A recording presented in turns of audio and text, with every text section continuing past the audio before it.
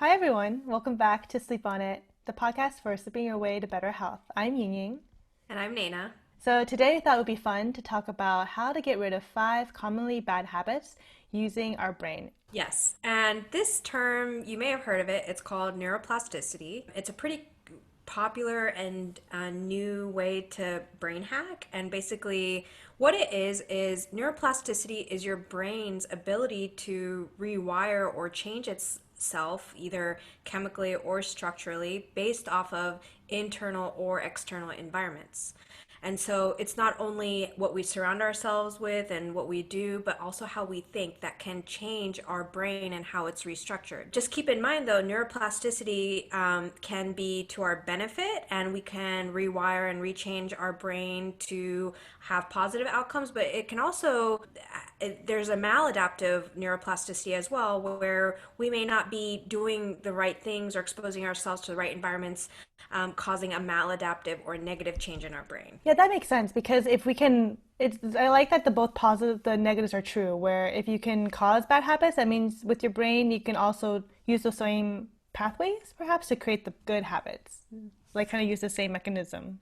Yeah, and it's as simple as restructuring, rewiring, and changing the way we think about things. So, and often, currently a lot of the times in medical practice, there are certain drugs that can change the chemical makeup of your brain that are commonly used in psychiatric medications, but these may not have positive outcomes a lot of the times. And so today we're going to talk about how what we can do with only ourselves to rewire our brain so that we create positive chemicals and achieve our goals. Perfect. Yes.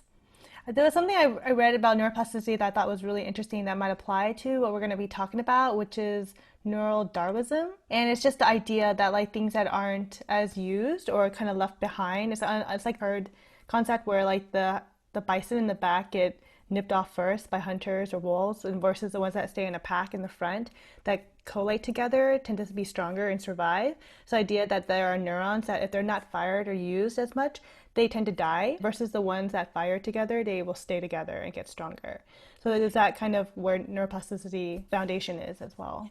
Yeah, and the exciting thing about neuroplasticity and about, being able to basically that saying, which is if you don't lose them, you'll lose Yes. them.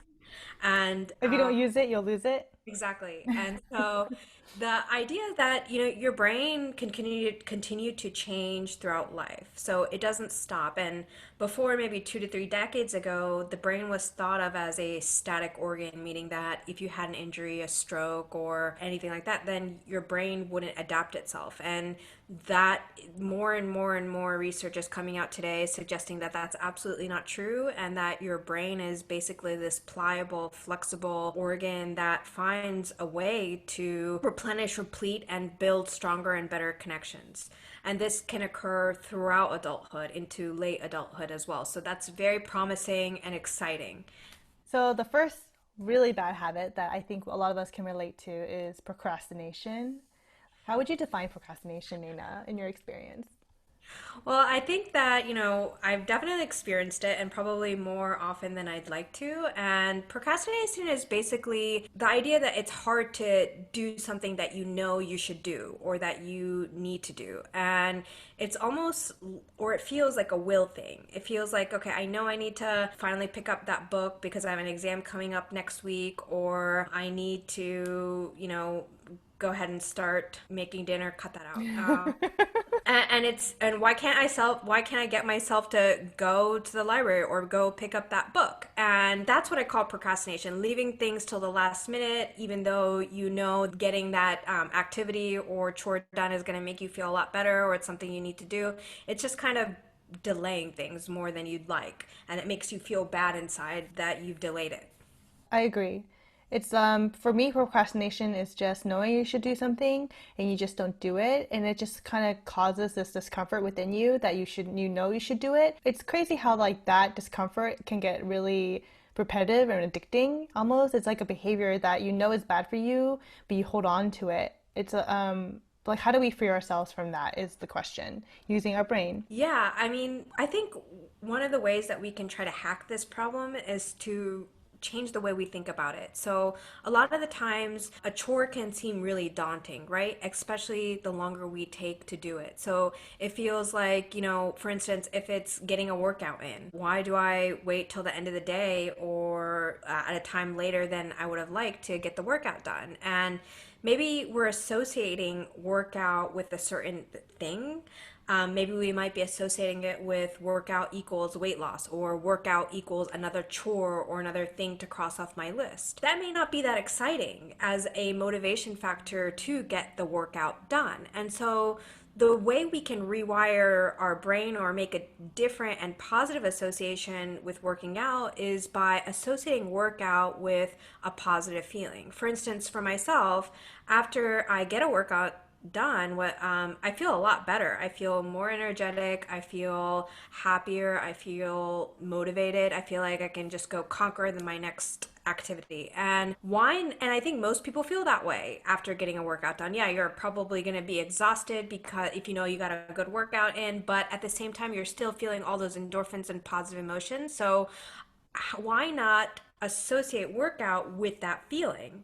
And so when you associate with that positive outcome and that feeling and what the outcome is, it might make you feel more motivated to do a workout the next day because, oh yeah, I felt much better and I got things done. And then repeating this over time is going to help solidify this positive association in our brain. And so maybe a week later, it might not even be a thought. It's just, get up and do it. How about you? What do you think? That's exactly right. Procrastination is because you are not looking forward to something. You are like delaying it because you see it as something that's bad. So your brain associates it with the negative connotation.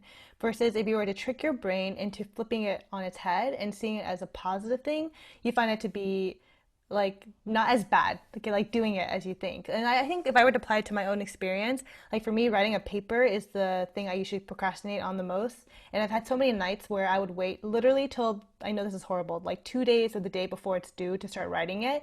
And that's that panic feeling, and then you get done, and then you associate the positive feeling with finishing it. And you're like, oh wow, I wrote a whole paper in a night, and like I did it. Like that is the reward that you get, and you think that you think that it's pushing yourself to get it done. That's like the positive thing, but really it's not. You're just like suffering unnecessarily and giving yourself all that stress and like pressure on yourself. So the one time I remember starting a paper on time, and it was mostly thanks to the professor because she broke it up into pieces. So she would say like, your introduction is due on this date, and then your body is due, and then you have to meet with me to talk about your paper before you finish it on this date. So she did a really good job breaking it up. And I remember when I did that process with that class, it felt really rewarding. And of course I got the best grade I ever got on a paper on that one. So just associating that, oh, I'm excited to get this done. I'm excited to do it because I associate this with like a reward of just doing it properly, like having a better flow and ease about it. I really like that. If it's a daunting task, like something that's going to require a lot of Mm. time, like a Yeah. paper or a bigger project, I like what you said, maybe breaking it up into smaller pieces, so that it's more manageable. And in every day you get something done, it's like more of a positive, motivational thing to do the Yeah. next part. And I remember my trainer said something very similar with working out because he said that, like, a lot of people, they go to the gym, they say that they're going to go to the gym because they want to have the perfect body, quote unquote, which is not exactly the best goal because what is that? There's always going to be someone who has a quote unquote fitter body than you. So it almost feels like that goal will never be achievable. So because they have such a daunting goal that seems like a juggernaut, people end up not going to the gym that he's like from his customers, he found that they stop coming to the gym when they have that mentality. But the people who come to the gym with a very, almost like more positive or step by step goal, like today I just want to feel good. Today I just want to feel like I give myself a little sweat. My goal isn't necessarily to have the perfect body. My goal is just to feel better. So when they have those small goals in mind, they come more and more often, and then they build on those goals. And then in the end, they become very like their fittest self. And so he thinks that that's the best mindset to approach it in terms of like beating that procrastination monkey right out of your head. Yes. So maybe the best way to think about procrastination if you want to nip it in the butt right now and just to start is doing what they call the 5 second rule, which is really popular online, which means that if you have an impulse to act right now, do it within 5 seconds of that initial thought, or else they say that your brain will then kill it. So for me, that would be like if I wake up in the morning and normally I procrastinate, I'll stay in bed for a couple of minutes when I really should just get up because I know I'm going to be late for the rest of the day. So when you have that initial feeling of getting up, just do it within 5 seconds. And once you're out of bed and you brush your teeth and wash your face and make your bed, you're already awake. So That's that's a good true. example. Yeah, because the more I notice that too, the longer I stay in bed, I'm likely to push snooze. So as soon as that first alarm goes off, it's just jolt out. So, let's say you're getting better at procrastination and then you're in it, you're doing it, you're writing that paper, you're on that laptop, but then you have brain fog. Like you just can't seem to concentrate, you can't seem to get any of the thoughts organized. What do you do? Was that what you experienced too when you experienced brain fog, Nana? Yeah, I imagine brain fog as kind of a lack of mental clarity. Like you can't get your thoughts out, or it's hard to process information. And, there'll be times when, I was in medical school and I picked up a book that I needed to read to study for an exam. And I noticed that it's been half an hour and I'm only on page two. And why is that? Why is it that I'm not processing that information? Why is it that there seems to be what's called like a block, or commonly called brain fog?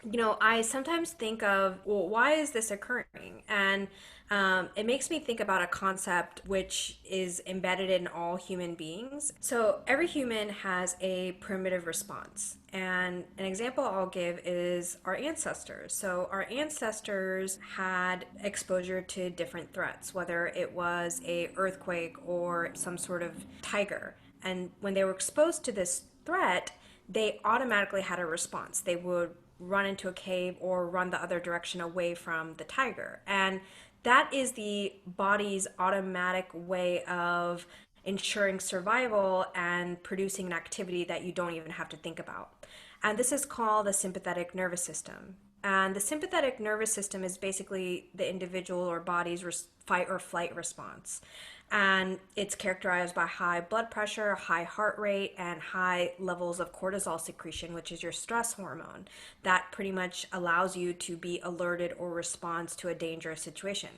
But the problem is today in our environment, we may not have tigers as a threat, but it seems like a lot of things, we've made a lot of environmental factors threats or trigger this sympathetic nervous system. Whether it's work or traffic or raising children or taking care of elder ones. I mean, these can be stressful situations. And so it kicks our body into the sympathetic nervous system, which basically you don't even think about, but you're in a high stress state. The problem with being in this state is that it's hard to process and analyze information and your own thoughts.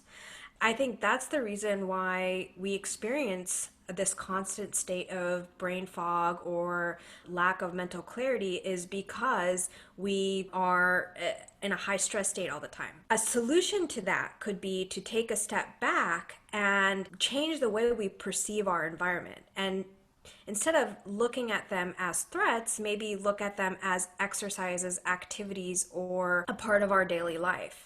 And when we do that, our body then enters into the alternative state, which is called the parasympathetic state, or the rest and digest state. This is the state in which we're able to really have creative thoughts, analyze our thoughts, and come up with solutions. I really love that, the difference between the autonomic nervous system and the parasympathetic state nervous system. And how do you know when you're in a parasympathetic state versus an autonomic state? So the way I know is when I just feel more relaxed. I feel like, my muscles are not as tensed. I feel like I'm really observing my environment. Things tend to go a little slower.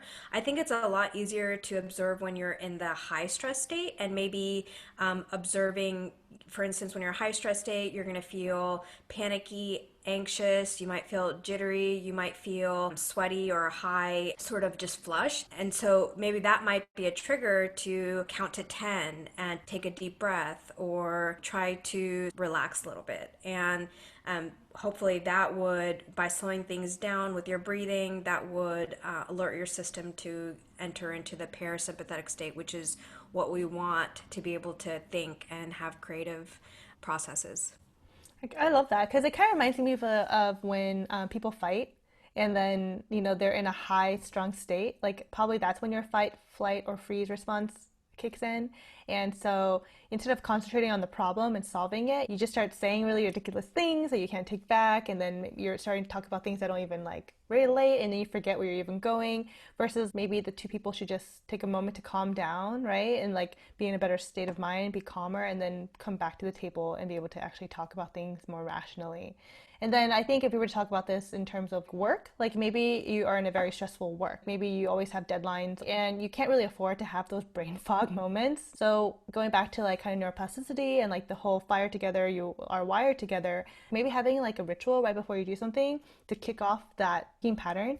Do you think that would help with getting yourself focused, reading that moment of concentration?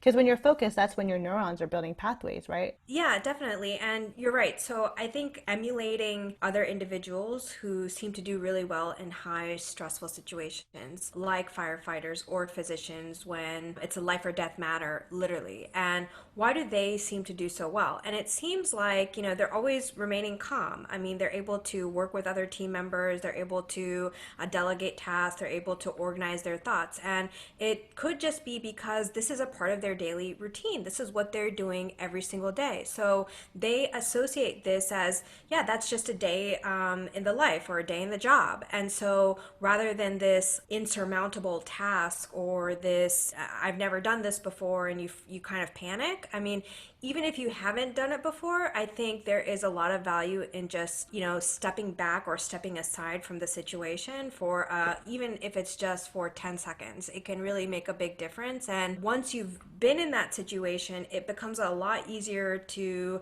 do it the second time around or the third time around.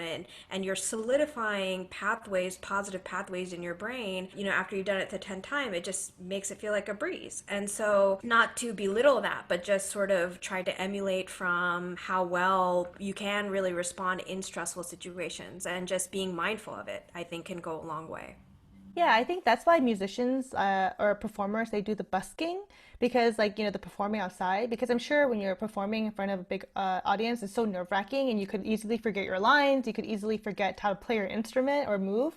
So by busking, repeating their performance over and over again in front of an audience with nothing to lose, then when they actually perform perhaps for like a paying audience or for a job, they're able to do it instantly without feeling as nervous or tripping over themselves.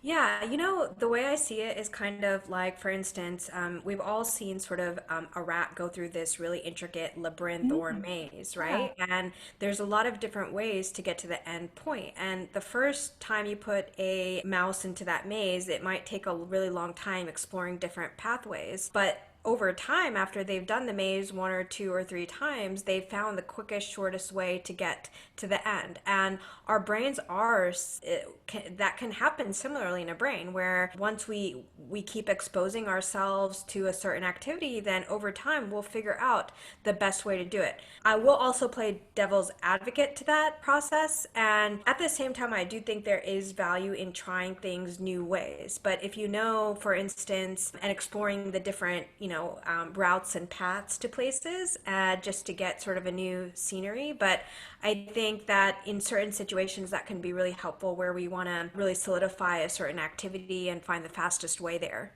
That makes a lot of sense because it kind of goes back to with your neurons if they're used to firing, for example, like if you're used to doing math problems really quickly, and like maybe the first time you do it, it's really slow because you're still processing those neural pathways. But then the more you do them, the faster you get. So it's almost when you get presented with a new math problem, like when we used to take calculus and when you're presented with the AP tests and they give you this new problem, they ask you like A, B, C, D, and they really make you have to think of the problem in a different way. If you were able to practice all those different other math problems before, when you approach this new math problem, you're able to see new solutions to doing it faster than if you had not set up the foundation in your brain that way. That reminds me of something that you said that I thought was really good, which is the idea like how sleep is really important and imprinting things that you've learned for the next day. Can you touch on that?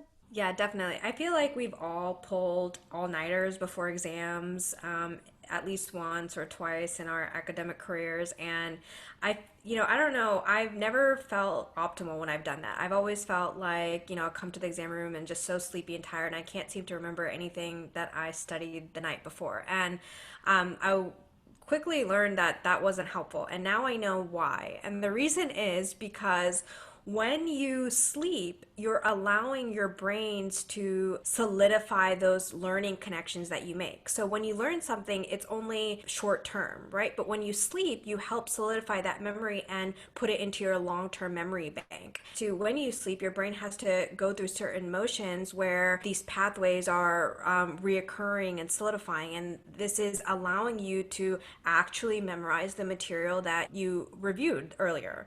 And so without that component of sleep, you're going to feel like you can't recall anything from the prior day. And so I can't stress that enough, but sleep is definitely good for new learning. So it not only does it solidify existing information, but it allows you to learn things faster and better, and promotes long-term memory too. So definitely get that 7 to 9 hours or 7 to 8 hours nightly if possible before exams or anything important. So that really is a great way to segue into our next bad habit, which is hoarding or lack of cleanliness in your space. Because we both agreed that your space also impacts how your cluttered your mind might feel. I know that when I'm not in a clean space or when I've, not put away things, I feel kind of anxious and panicky, and feels like that clutter on the outside is reflected on the clutter. It kind of causes clutter on the inside. And so I think there's a direct relationship between the two, and it might have something to do with the inability to make a concise decision or being indecisive. And maybe that goes back to having too many choices in your environment. Why do you think it is that we've get into this hoarding nature? I mean, one of the things I think about is we live in a capitalistic society where we're encouraged to believe that more is better. And so we end up buying 5 types of everything. And so we end up hoarding. We end up being material people. And I think that although this is maybe subtly encouraged, it's actually harmful to our thought process and how we process information, our ability to make decisions, because we want to make life as simple as possible. And the way that we do that is by really reflecting that simplicity into everything, into how many things we have, into how we approach food. And by making life simple, it's going to get rid of all that clutter in our minds. And if you're faced with only a couple of choices or one choice, it may, save you a lot of time. And the truth is, I think we all, end up gravitating only towards a few things in our closet anyway, because those are our favorites. And so for me anyway, I have so many clothes, and I end up wearing sort of a lot of the same similar types or similar ones, even though I have all these options. And I think to myself all the time, why do I even have this? It's just taking up space. It confuses me in the morning, and it causes me more stress than anything. Yeah, nothing's worse than you get up in the morning, you have to go to work, and you're already 10 minutes late, and then you can't decide what to wear. And no matter what you things you put on, you just don't feel like it's good enough, and then that impacts your mood for the rest of the day. At least for me, I find that to be the case. And I love when Maria Kondo became like really trendy, and I love how her work got recognized. She was talking about how only keep things that spark joy. And for me, the way that I approach that is that if I haven't used something in over 6 months, I'm probably just going to donate it or recycle it because it's just taking up the space. And then, similar to what you're saying, likewise, if you know that there's a few things that do spark joy for you, whether it's your favorite pair of jeans or your favorite set of pens that you use when you're working, then place those things within eyesight or within like common reach so that you can easily access it, and it kind of makes it easier for your brain to process what to do next. Like speaking of hoarding, right, and also having indecisiveness being linked together, I think all those things can accumulate to our next bad habit, which is mindless eating. Mindless eating could be as a result of creating emotional associations with food. And we may not even be aware of these associations because they could have been solidified or built a really long time ago. For instance, I know when I was a young kid and I was sad or I fell off of my bike, then maybe my parents might have offered me an ice cream. And that would have made me feel instantly better. And at when you're a kid, you don't really associate ice cream with weight gain or diabetes or anything negative. You just see it as sort of a positive treat. And so in our minds, over time, we've developed this association of eating with certain emotional outcomes. So ice cream is good. On another point, when you have a bad day, your parents might have offered you ice cream as well. And so you have an association with ice cream always making you feel good. No, I totally relate to that because I don't know, as a child of Asian immigrants yourself, I don't know if you associate with this too, but in our household, we only ate Asian food, right? And it was only during special occasions or as a treat, like if someone was over, we would have American food, like chicken nuggets. And I remember the dinosaur chicken nuggets was like the biggest treat you could get. I remember when we would have those, I would like eat them up and I would just like be like, oh, this is so precious, you know, because I associate those dinosaur chicken nuggets as like a treat, right? A happy memory. So I associate like those sort of American snacks as something that you can't normally have. It's a reward. So then fast forward, you know, when I got older, I definitely think those neural pathways stayed with me where if I felt like I needed a reward or I need something to soothe me, I would like gravitate towards those American processed foods, which at the time, you're right, when you're younger, you don't think a 17, you know, sorry, 17, a 7-year-old is going to, you know, have a big problem eating a couple of chicken nuggets. But when you're my age and if you eat those too often, it doesn't really serve you as well as having something healthy. And we know that, right? Like you were telling me before how when you first start snacking, you like it for the first couple bites, but then you start feeling awful. Versus when you start maybe having some healthy vegetables or healthier natural snacks, when you first start off, you're not sure, but then at the end of the day, you feel much better. So it kind of goes back to what you were saying about rewiring your brain. Exactly. And I think the way that a solution to this problem is to create different associations with food. And so for me, I know that, you know, if eating cake or ice cream, even though it feels good at that very instant, after I've eaten it, I feel icky, lethargic, or just gross and I regret eating it. But why is it that I'm quick to want to go for ice cream or cake or other unhealthy choices? Whereas it takes a little bit longer or more of an effort to want to make healthy choices like eating vegetables or something else healthy. But at the same token, I notice when I do have a salad or when I eat, you know, fresh vegetables, I almost always feel better. I feel like just lighter, more energy, and more full. And it helps me have better choices for my next food option. And so, what we can do now is it's never too late to change the association of food with certain outcomes. For instance, you know, we might associate that feeling of ickiness with heavy foods and say next time, well, I don't want to feel like that, so I'm not going to go for that Right. unhealthy fries or pizza.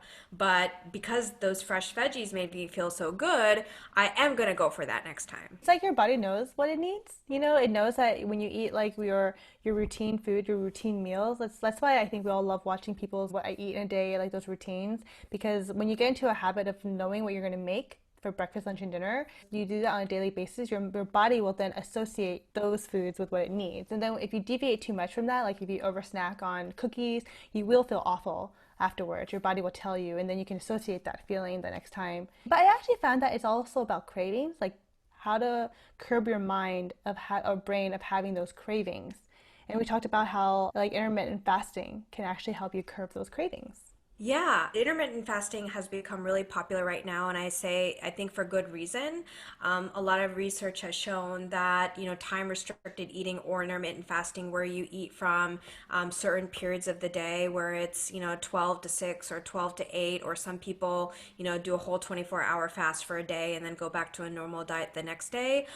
This has been shown in research, particularly from the neurological point of view, to increase the flexibility and pliability of your brain and synapses that are occurring between neurons. And it's also preventing your brain from essentially shrinking over time, which shrinking of the brain is related to dementia and early onset aging and memory issues. So this intermittent fasting can not only be helpful from a long-term neurological point of view and even short-term for just improving brain fog and mental clarity, but also, like you said, with the routines and setting boundaries. So if you know you're only going to eat eat between 1 o'clock to 8 o'clock, then you don't really have a lot of choices to make there before one. You're just like, okay, no, I know I'm just not eating. And then the same thing occurs after eight. And I think having that window makes, at least for, I've been doing the 1 o'clock to 8 o'clock, and I find that it just seems easier and it doesn't seem like an effort after you've done it for a few days. And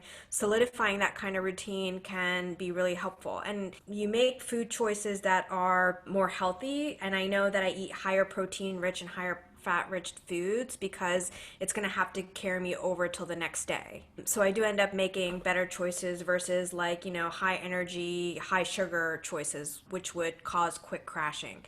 Definitely, although these are good, it may not work for everyone out there. So be mindful if you're diabetic or have other health issues, and definitely consult your physician before you engage in specific diets, definitely.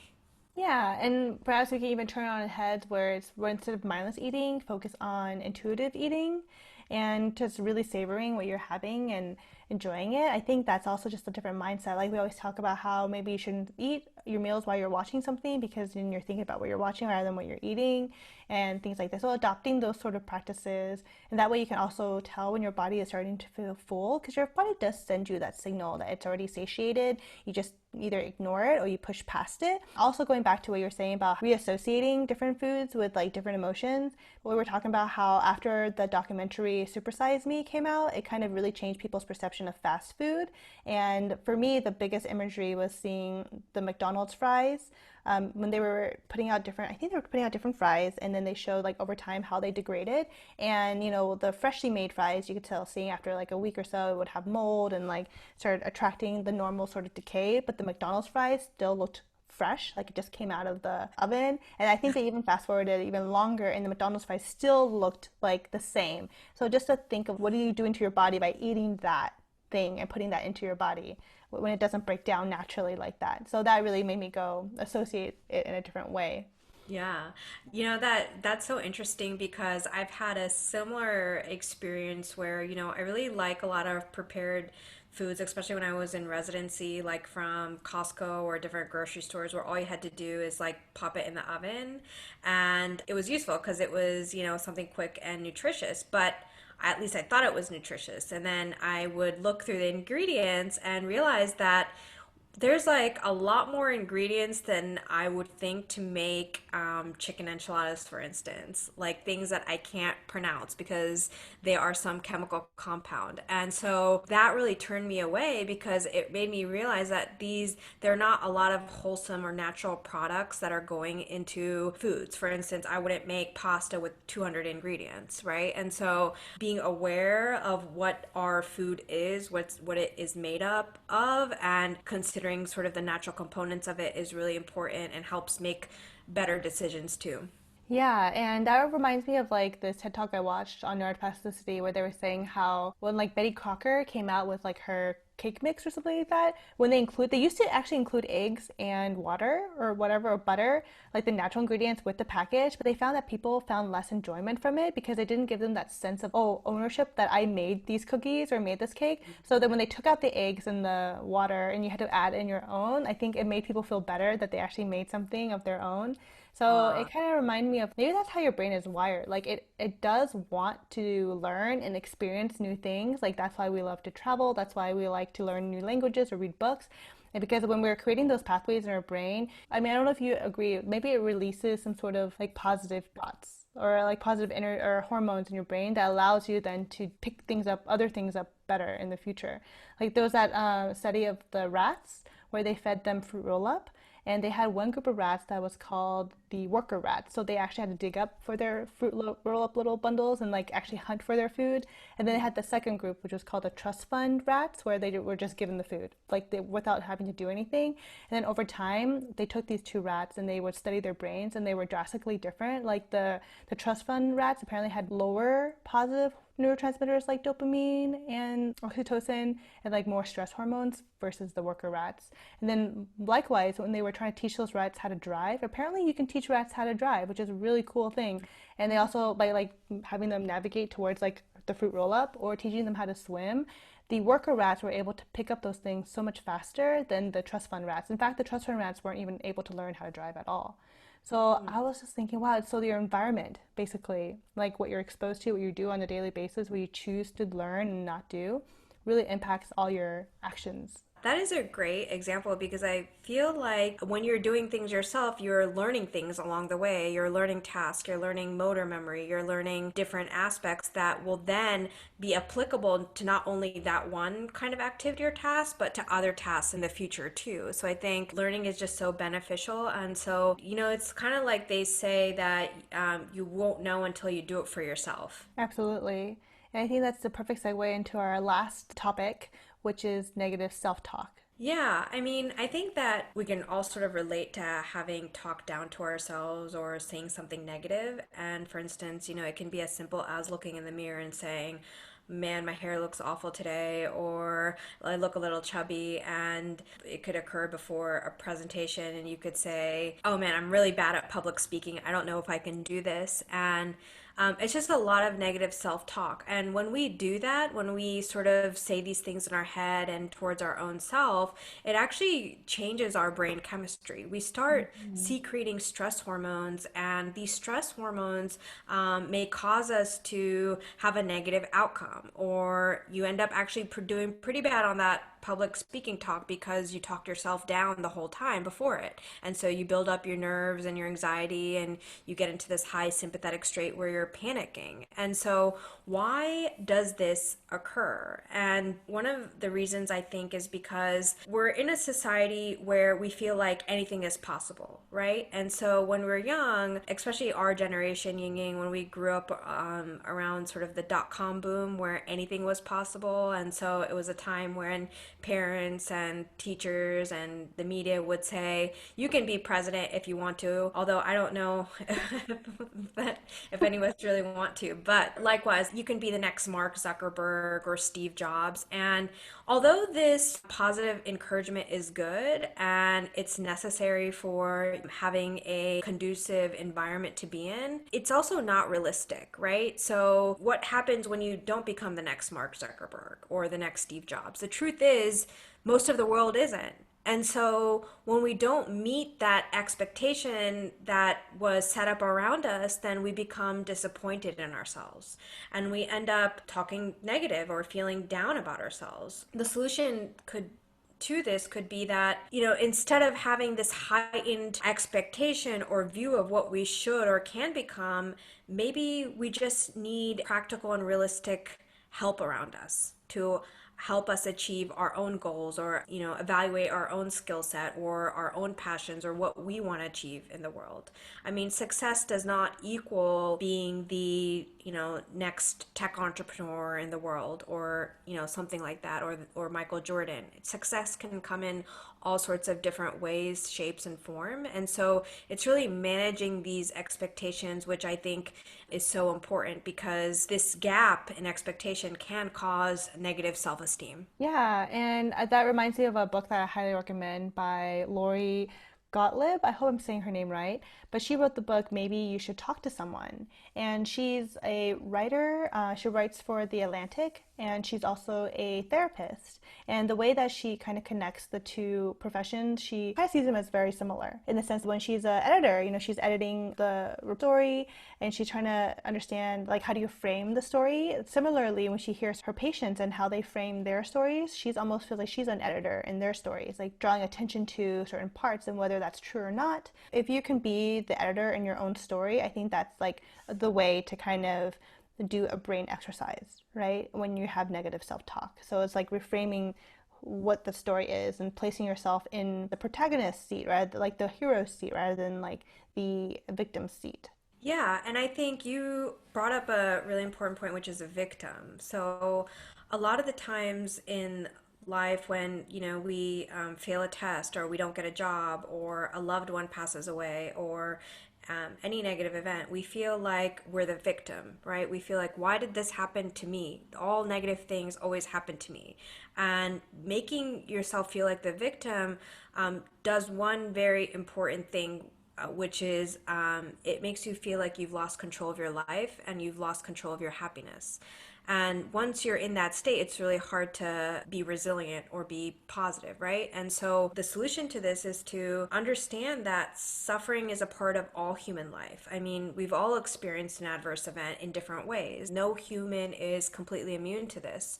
And especially right now in the pandemic, we've all been affected in different ways, whether it's directly via a loved one or work or some other form. And so when we understand and accept that, suffering is a part of life, then we're able to step out of that victim role and able to see it as a collective kind of experience with our friends, colleagues, and family members, and in fact turn to them for support, and also understand how other people have gotten through these experiences. And sharing these experiences can be really helpful to pick yourself out from a negative state into a more positive and encouraging one. And I think on a spiritual level, I really associate with that because I think many of us nowadays, there's this illusion that we're alone.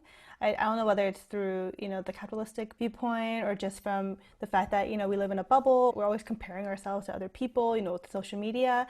But the idea that you're alone, the way that I see it is that it's all kind of an illusion. And I think it is very noble when some people want to fight the fight by themselves. Maybe they don't want to trouble other people, so they talk negatively to themselves because they see themselves as a burden.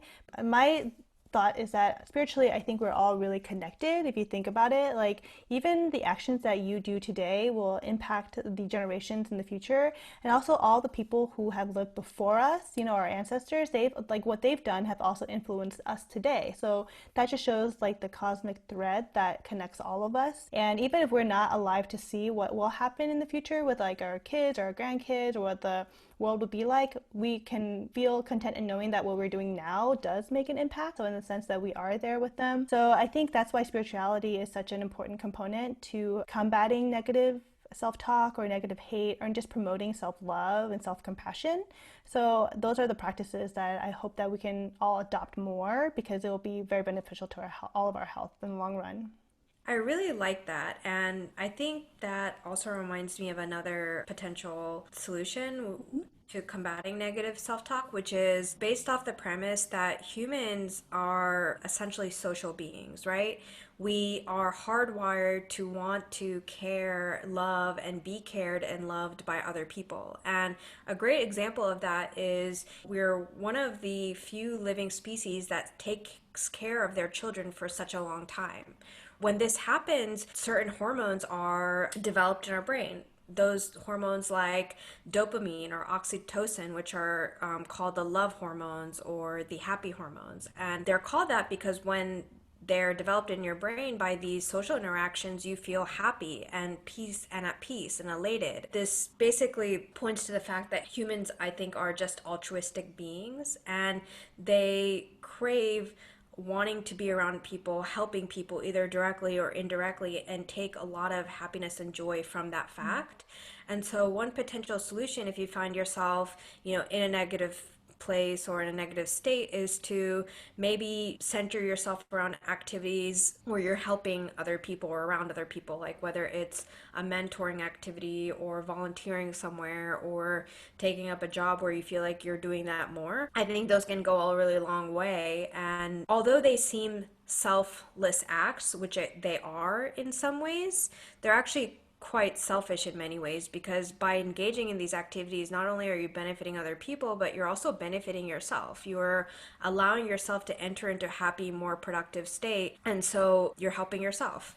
Yeah, which is why I always am so amazed by people who might have had like disabilities, either from a young age, or maybe they got into an accident, or they're diagnosed with, Parkinson's or some degenerative disease later on in their life. When they tell their story, you can really tell that the way that they build their strength, it also translates over to how they're able to do things that people don't expect them to be able to do. Whether that is someone who may be blind but be able to use echolocation to know where they are, because they keep pushing themselves to make a contribution back. So instead of just thinking that they will live only to the expectation that society sets them at, and are proving that they can do it, just goes to prove that the brain is really an amazing thing. Yeah, and I really like how you brought up disabled people, people who have different deficits, whether it's blindness or learning disabilities. We talked earlier about very high expectations of who you can become, whether it's basketball players or tech entrepreneurs.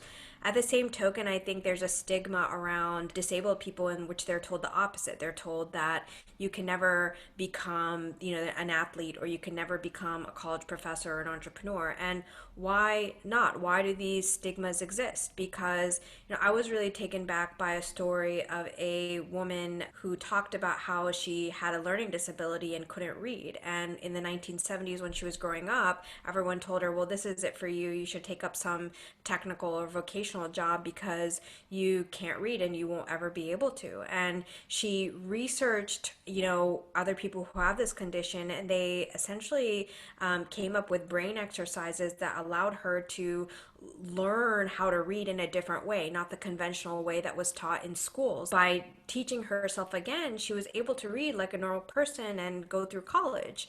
And so I think that was a great story of how not only is it important to maybe not have extreme positive stigmas and expectations, but also not really taking into account or heeding the negative expectations associated with certain types of people too. Another potential mechanism which could help get rid of negative self talk is something called selectional attention.